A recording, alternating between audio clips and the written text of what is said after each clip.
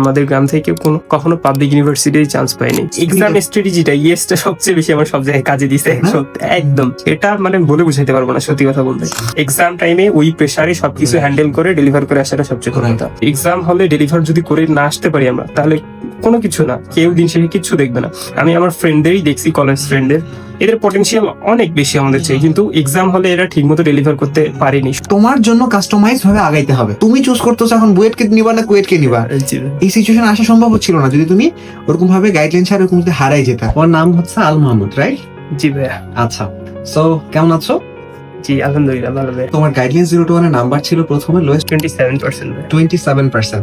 27% number পাওয়া একজন তোমার জায়গায় স্বপ্ন নরমালি দেখার সাহস পায় না। তুমি বর্তমানে বুয়েটে কেমিক্যাল ইঞ্জিনিয়ারিং চান্স টান করেছো। জি ভাই। তোমার কুয়েটে চলে আসবে, আইউটিতে পজিশন এসেছে। জি ভাই 475। গ্রেট। ঢাবিতে পজিশন এসেছে। জি ভাই। প্রথমে 27%, সেখান থেকে এত বেশি ইমপ্রুভমেন্ট এন্ড এত সুন্দর একটা জার্নি সবার জন্য আসলে অনেক বেশি ইন্সপায়ারিং। প্রথমত এই এত সুন্দর একটা জার্নির জন্য কংগ্রাচুলেশনস। তোমার এইচএসসি রেজাল্টটা একটু বলো দেখি। এইচএসসি রেজাল্ট আলহামদুলিল্লাহ আমি জিপি 5 পাইছিলাম। ঢাকা কলেজে ছিলাম তো রেজাল্ট নিয়ে চিন্তা ছিল না অতটা। আচ্ছা আচ্ছা, হ্যাঁ। আমি এমন একটা জায়গা থেকে আসছি যে এর আগে হচ্ছে আমাদের গ্রাম থেকে কখনো পাবলিক ইউনিভার্সিটির চান্স পাইনি। তো ওই জায়গা থেকে উঠে আসা ঢাকায় যখন আসছি তখন এই আশপাশের মানুষের অনেক এক্সপেকটেশন বেড়ে গেছিল। তারপর হচ্ছে ঢাকায় সেটেলমেন্ট হইতেই অনেক একটা লং টাইম যায়। তখন ভাবতাম যে কেন ঢাকায় আসলাম, এতটা মানে ডিপ্রেস টাইমই যাচ্ছিল। আমাদের ঢাকা কলেজে একটা ইন্টারমিডিয়েটের জন্য ডেডিকেটেড হল আছে, যেটা আমি বলবো যে বুয়েটের হল বলতে ঢাকায় এরকম পড়াশোনার পরিবেশ কোথাও নাই। আচ্ছা, একদম। সেটা পরিবেশের দিক থেকে হোক, চারপাশে খেলার মাঠ, মসজিদ, সাথে গাছপালা, নিরিবিলি, এটার জন্য আমি চিরকৃতজ্ঞ থাকবো ঢাকা কলেজের কাছে। এই পরিবেশটা পাই। আর চারপাশে যখন দেখলাম হলে ওঠার পর যে লটস অফ ট্যালেন্টেড পোলাপাইন্স, এদের সাথে যখন খেলতে যাচ্ছি, তারপরেও একটা সেম উঠা বসাতে, মসজিদে যাওয়া, সবকিছুতেই হচ্ছে যখন এদের সাথে চলাফেরা শুরু হইলো, তখন আস্তে আস্তে করে আরো স্বপ্নটা বাড়তে থাকলো। দিন শেষে চলতেই থাকলো ওই আড্ডা। ইভেন হচ্ছে যে যখন বেলকনিতেও খেলতেছিলাম তখন একটা এটা নিয়ে প্রবলেম সলভ, এটা ওটা এভাবেই চলতে থাকলো। আমি যে রুমে থাকতাম ওই রুমে হচ্ছে আমার 2 ফ্রেন্ড অলরেডি মেডিকেলে চান্স পাইছে। একজন হচ্ছে সলিমুল্লাহ মেডিকেলে, রোহান, ইশতিয়াক হচ্ছে সাতক্ষীরা মেডিকেলে। প্রথম যখন তুমি তোমার ইমপ্রুভমেন্ট গ্রাফটা দেখেছো যে 27% থেকে 62%, সো এই গ্রাফটা দেখে তোমার অনুভূতি কেমন ছিল? তখন অনেকটাই ভাই কনফিডেন্স পাইছিলাম, যেটা আমি আমার পোস্টেই মেনশন করছিলাম যে প্রশ্নগুলো আমি দেখতেছিলাম এর আগে অধ্যায় ভিত্তিক প্রশ্ন ব্যাংক সলভ করা হইতো, কিন্তু ইয়ারলি সেরকম ভাবে সলভ করা হয় নাই আসলে। অনেক আগে অনেকের কাছেই শুনছিলাম শেষের দিকে, বাট যখন দেখতেছিলাম যে 80% প্রশ্ন একদম কমন টাইপ যেগুলো থেকে আসতেছিল, তখন অনেকটা বেশ বাউন্স ব্যাক করছিলাম, কনফিডেন্স পাইছিলাম যে এইগুলো যদি আমি ঠিক মতো ডেলিভার করে আসতে পারি ইনশাল্লাহ ভালো করে। এবং আলহামদুলিল্লাহ করেছো। প্রথম তো 27% থেকে খারাপ লাগেনি? জি ভাই, যে পারা জিনিস কিন্তু পারতেছিলাম না। রাইট। কারণ পড়া আর পারা দুটো আলাদা জিনিস। এটা প্রথমে মানুষজন কিন্তু রিয়েলাইজ করে না। কারো রিয়েলাইজ করতে করতে অ্যাকচুয়ালি ভর্তি পরীক্ষা পর্যন্ত চলে যেতে হয়। সো আমরা যারা মেন্টরশিপে আছে আমাদের আগে রিয়েলাইজেশনটা হয়ে যায়, মন খারাপ হওয়া হয়ে আগে শেষ, তারপরে ইমপ্রুভ করার মতো সময় থাকে।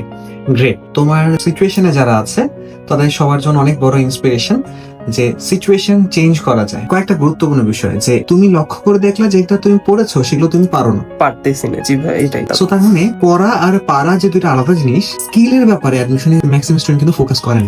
আপনার ভাই ওই লাইফ গুলাতেই মানে বেশ বারবার ওইটা মনে হচ্ছিল, আপনার যে কথাগুলো আর অন্ত আপুর যে সাজেশন গুলো এইগুলো মেনটেন করে করার মানে চেষ্টা করতাম আর কি।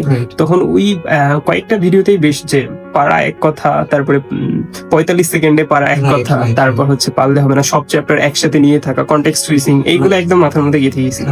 এইগুলো যখন আস্তে আস্তে বুঝতে শিখলাম তখন আসলে বুঝতে পারছি যে পারাটা আসলে এক কথা না, ওই এক্সাম টাইমে ওই প্রেসারে সবকিছু হ্যান্ডেল করে ডেলিভার করে আসাটা সবচেয়ে বড় কথা। তো এই বিষয়ের জন্য আগে থেকে মানুষের কিন্তু প্রিপেয়ার হয় না। জি ভাই, জাস্ট পড়ে যায়।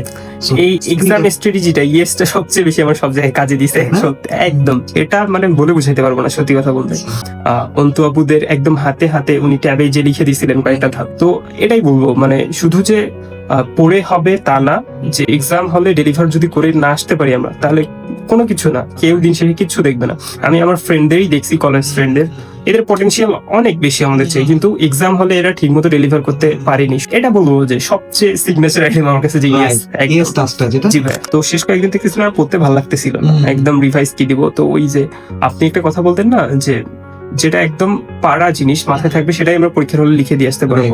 আর পরীক্ষার আগের কয়েকদিনের কতটুকুই বা রিভাইজ কভার করে যেতে পারবো একদম, যে সেটাই শুধু যা পারছি একদম সাজেশন রিফ্লেক্স যেটা বলে, এই সাজেশন রিফ্লেক্সটা কাজে লাগে, যা একদম আমার মাথায় ছিল শুধু পড়িনি। লাস্ট 1-2 দিন আমি কিছু পড়িনি বললেই চলে, ভালো লাগতেছিল না, শুধু দেখে গেছি যা পারছি একটু, তো ওইটাই শুধু মাথা ঠান্ডা রেখে লিখে দিয়ে আসছি। তোমার যদি স্বপ্নটা তোমার কাছে যথেষ্ট দামি হয়, তাহলে তোমার বর্তমান ডেটা যদি 27% হয়, তো তোমার স্বপ্ন দমে যাবে না। জি সো তুমি তোমার সিচুয়েশন বদলাইতে পারো। জি ভাই, অবশ্যই। ডেটা যদি তোমাকে হতাশ করে, ডেটা ক্রিয়েট করো। নতুন ডেটা তোমার ক্রিয়েট করা তোমার হাতে না। ডেটা দেখে হতাশ হলে ডেটা ক্রিয়েট করা যায়, ইমপ্রুভ করা যায়। আমি যেহেতু যেগুলো পড়তেছি ওগুলো পারি না, পারতেছি না, সো এবং আমি দেখতেছি যে এইগুলো যদি আমি পারি আমার চান্সটা হয়ে যায়, কারণ 80% কোশ্চেন এখান থেকে আসতেছে, তার মধ্যে 60% পারলেই তো চান্স হয়ে যায়। এক্স্যাক্টলি তোমার ক্ষেত্রে এই ঘটনাটাই ঘটছে। সো কিন্তু তার আগে এই গুরুত্বপূর্ণ দামি রিয়েলাইজেশনটা দরকার যে আমি যে আসলে উড়াউড়ি করতেছি, আসলে যেগুলো পড়ছে ওটা তো পারি না। সো এটা অ্যাডমিশনে মনে হয় একটা বড় ভুল।